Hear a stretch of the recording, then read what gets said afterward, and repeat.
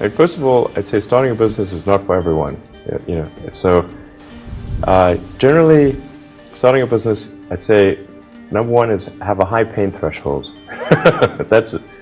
There's a friend of mine who's got a good saying, which is that starting a company is like eating glass and staring into the abyss. Okay, that's generally what happens, because when you first start a company, there's lots of optimism and things are great, and then so happiness at first is high.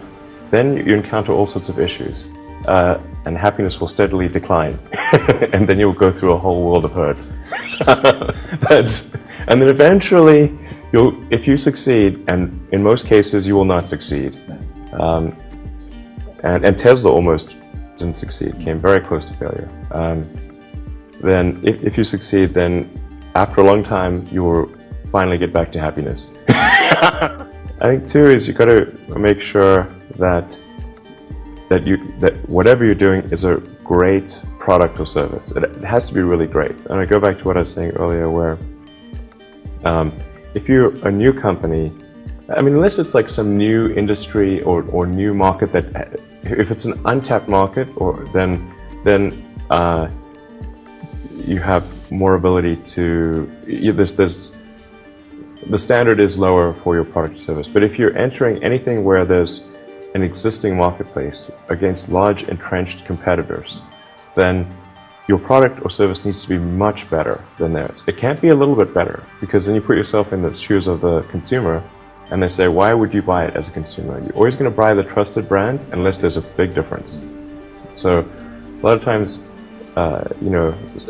entrepreneur will come up with something which is only slightly better.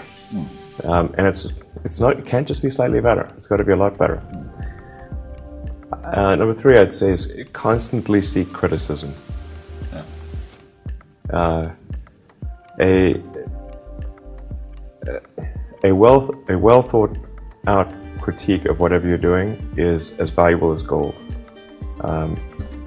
And you should seek that from everyone you can, but particularly your friends. Usually your friends know what's wrong, but they don't want to tell you because they don't want to hurt you. So lift you up, sort of. Yeah. So they'll say, "Oh, I want to encourage my friend, so I'm not going to tell him what I think is wrong with this product." Yeah. It doesn't mean your friends are right, but very often they are right, and you at least want to listen very carefully to what they say. And to everyone, you're looking for, basically, you should take the approach that you're wrong. That you, the entrepreneur, are wrong. Your goal is to be less wrong.